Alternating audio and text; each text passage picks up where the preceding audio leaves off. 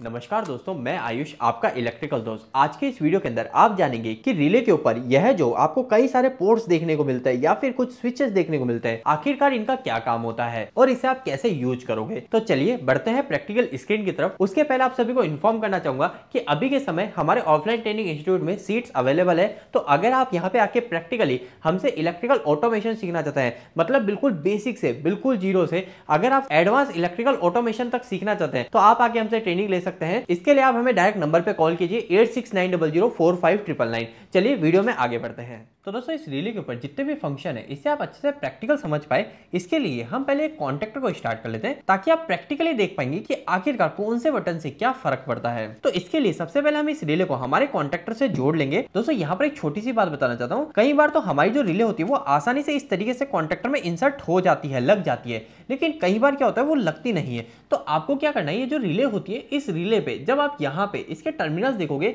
तो इस टर्मिनल में शिफ्टिंग का ऑप्शन होता है। जैसे आप इसको इधर भी कर सकते हो, अगर ये कॉन्टेक्टर में सेट नहीं हो रही तो आप इसको इधर कर सकते हो, इसको भी इधर कर सकते हो, ठीक है। तो ऐसे यहाँ पे आपको शिफ्टिंग का ऑप्शन मिलता है। इसके पीछे का रीजन ये है कि सभी कॉन्टेक्टर की जो साइज होती है वो टर्मिनल की यहाँ की वो अलग अलग होती है। तो कई बार जो हमारी रिले के टर्मिनल होते हैं ये हमारे इस कॉन्टेक्टर के अंदर जो स्क्रू के टच होते हैं, तो इसलिए आप अपने अकॉर्डिंग इनको सेट कर लीजिएगा। अब जब आपने इनको अच्छे से सेट कर लिया, इसके बाद में आपको क्या करना है, कॉन्टेक्टर के जो सारे स्क्रू है इसको अच्छे से पूरा लूज कर लेना है। और फिर बाद में आप देखेंगे यहाँ पे रिले के नीचे इस तरीके की एक क्लिप होती है। तो अब इस रिले की जो क्लिप है इसको कॉन्टेक्टर के यहाँ पे जो होल है इसमें ऐसे फंसाया जाएगा। तो मैंने इसको फंसाया और इसके बाद में इतना करते ही हमारे जो कॉन्टेक्टर के अंदर रिले वो आसानी से इंसर्ट हो जाएगी। ध्यान रखिएगा, अगर आपके स्क्रू यहाँ पे अच्छे से लूज नहीं होते तो ये हमारी रिले इंसर्ट नहीं होती। तो अब इसको इस तरीके से यहाँ से पकड़ के आपको इसको सिंपली यहाँ से टाइट कर लेना है, ठीक है। दोस्तों, हम रिले को अच्छे से लगा चुके हैं और अब यहाँ पे हम स्टार्ट के लिए एक स्टार्ट बटन और एक स्टॉप बटन लेके आ गए हैं। वायरिंग के लिए हमें एक फेस और एक न्यूट्रल की जरूरत होगी, तो हम ये एक फेस और न्यूट्रल वायर लेके आए। सबसे पहले इस फेस को हम क्या करेंगे, रिले के एनसी में कनेक्ट करेंगे। तो यहाँ मैंने एनसी में इसको जोड़ दिया है। अब एक छोटा सा वायर लेके आएंगे जिसे दूसरे एनसी में हम यहाँ पे कनेक्ट करेंगे। और अब हमारे जो इस एनसी से जो ये फेस निकला है,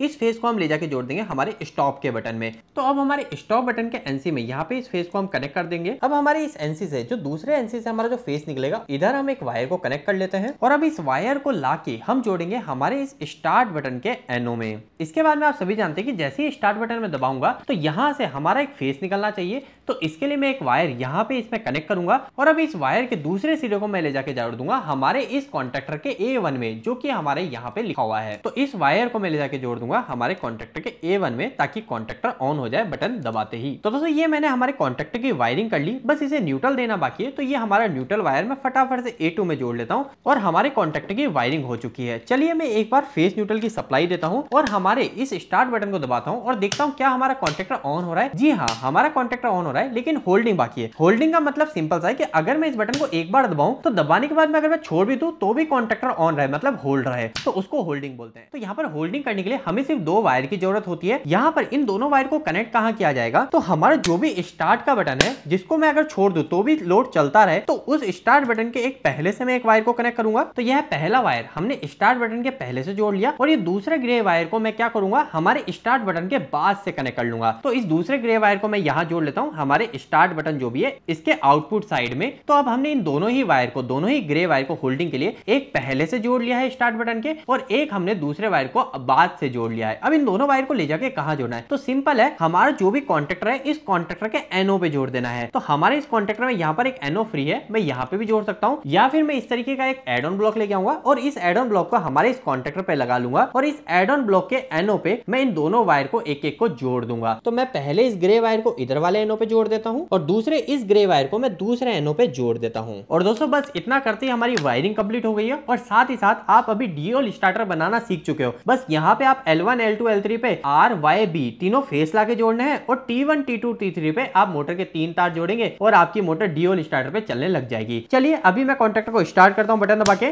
तो देखिए मेरा बटन दबाते ही कॉन्ट्रैक्टर स्टार्ट हो गया। तो यहाँ तक हमने वायरिंग कर ली और कॉन्ट्रैक्टर अभी होल्ड भी हो चुका है। अब हम आगे देख लेते हैं कि आखिरकार रिले पे जो सारी चीजें इसका मतलब क्या है। तो दोस्तों देखिए, रिले पर यहाँ पर आपको साफ साफ देखने को मिल रहा है, एक है स्टॉप लिखा हुआ। तो कभी भी आप कोई से भी रिले लाते हैं यही 3-4 चीजें ही रहती है। पहली रहती है एक स्टॉप और एक दूसरा लिखा होगा रीसेट। इन दोनों में फर्क क्या है, तो यह जो स्टॉप है ना, इस स्टॉप का काम और आपके इस बटन का काम बिल्कुल सिमिलर है। जैसे ही आप स्टॉप बटन को दबाएंगे तो क्या होगा, आपकी जो रिले होगी ये तुरंत हमारे जो सप्लाई यहां से जा रही है, जो इस एनसी से सप्लाई आगे जा रही है, ये इसको तुरंत रोक देगी। जैसे मैं स्टॉप बटन दबाता हूं तो आगे फेस ही नहीं मिलेगा और हमारा कोई भी लोड नहीं चलेगा। तो ये हो गया हमारा स्टॉप बटन का काम। इसके अलावा यहाँ पे एक रीसेट बटन है। इस रीसेट बटन का काम क्या होता है, तो दोस्तों मानिए कभी आपने इस रिले को यहाँ पर इस पोर्ट, रिले के यहाँ पे पोर्ट होता है, इस पोर्ट पे यहाँ पर आप इसकी एम्पियर रेटिंग सेट कर सकते हैं कि आपकी मोटर कितनी करंट लेगी, तो ये रिले ट्रिप होगी। जैसे कि अगर आप इस रिले के ऊपर देखोगे तो इस रिले के ऊपर हम यहाँ पर 7 से 10 एम्पियर तक इसको सेट कर सकते हैं। अभी यह रिले शायद 9 एम्पियर पे सेट है, तो अगर मैं इसको 10 एम्पियर पे सेट करूंगा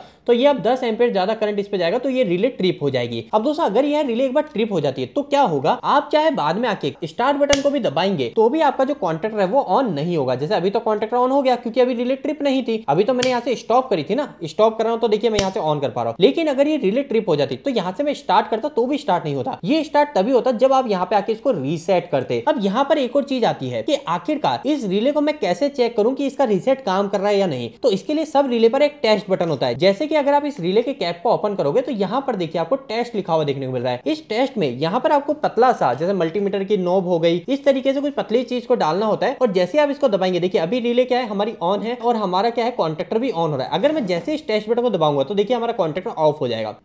देखिए हमारा कॉन्टैक्टर ऑफ हो गया, मतलब रिले अब ट्रिप हो गई। अब रिले ट्रिप तो हो गई, अगर मैं अब यहाँ पे स्टार्ट बटन को दबाऊंगा ना तो भी हमारा कॉन्टैक्टर ऑन नहीं होगा क्योंकि अभी रिले को हमने स्टॉप नहीं किया है, अभी रिले को क्या किया है, ट्रिप कराया है। इस टेस्ट बटन से हमने ट्रिप कराया है। तो ट्रिप होने के बाद में चाहे आप कितनी बार भी बटन दबाइए, रिले हमारी रीसेट नहीं होगी। आपको रीसेट करने के लिए क्या करना पड़ेगा, आपको रीसेट बटन ही दबाना पड़ेगा। एक बार रीसेट बटन दब गया, थोड़ी सी कट जैसी आवाज आती है, तो जैसी वो आवाज आएगी मतलब रिले रीसेट हो गई। अब जैसे आप इसको दबाओगे कॉन्टैक्टर स्टार्ट हो गया। तो ये तो आपने 2-3 चीज जान ली। इसके अलावा दोस्तों एक और बहुत मुख्य फीचर बच जाता है जो कि होता है हमारा रीसेट मोड का। अगर आप इस रीसेट बटन को देखोगे तो यहाँ पर आपको बिल्कुल छोटा छोटा सा एक ए और एक एच लिखा हुआ देखने को मिलेगा। इसका मतलब क्या है, तो इसका मतलब यह है कि आपकी कभी मोटर इस ओएलआर रिले पे चल रही है तो अगर आपकी मोटर ज्यादा करंट लेगी तो हमारी ओएलआर क्या करेगी, ट्रिप कर देगी। अब जो ट्रिपिंग आई, इस ट्रिप के बाद में हमें क्या करना पड़ता है, यहाँ पे आके इसको रीसेट बटन को दबाना पड़ता है और हमारी जो ओएलआर होती है ये रीसेट हो जाती है। और रीसेट होने के बाद में क्या होता है, हमारी इस एनसी से आगे सप्लाई जाने लग जाती है और आगे का हमारा कंट्रोल वायरिंग काम करने लग जाती है। लेकिन हम क्या कर सकते हैं, इस रीसेट बटन को ऑटो पे भी कर सकते हैं और हैंड मोड पे भी कर सकते हैं। ए मतलब ऑटो, एच का मतलब हैंड मोड। ऑटो और हैंड मोड का मतलब सिंपल सा है कि कभी आपकी रिले ट्रिप हुई तो हमारी रिले ट्रिप क्यों होती है, क्योंकि इसके अंदर एक बायोमेट्रिक स्ट्रिप होती है जो कि गर्म होने पर हमारी बैंड हो जाती है। अगर वो बैंड होती है तो हमारी ट्रिप हो जाती है। अगर आप इस ऑप्शन को यहाँ पर दबा के और इसको घुमा देंगे तो ये हमारी ऑटो पे सेट हो जाएगी। और ऑटो पे अगर आपने एक बार सेट कर दी तो इसका प्रॉब्लम क्या होती है, प्रॉब्लम ये होती है कि आपकी अगर मोटर ट्रिप हुई तो मोटर ट्रिप हुई थी हमारी, इसके अंदर जो बायोमेट्रिक स्ट्रिप थी वो बैंड हो गई थी, ट्रिप हुई थी। तो जैसे हमारी बायोमेट्रिक स्ट्रिप थोड़ी देर के बाद में ठंडी होगी तो हमारी ओएलआर क्योंकि वो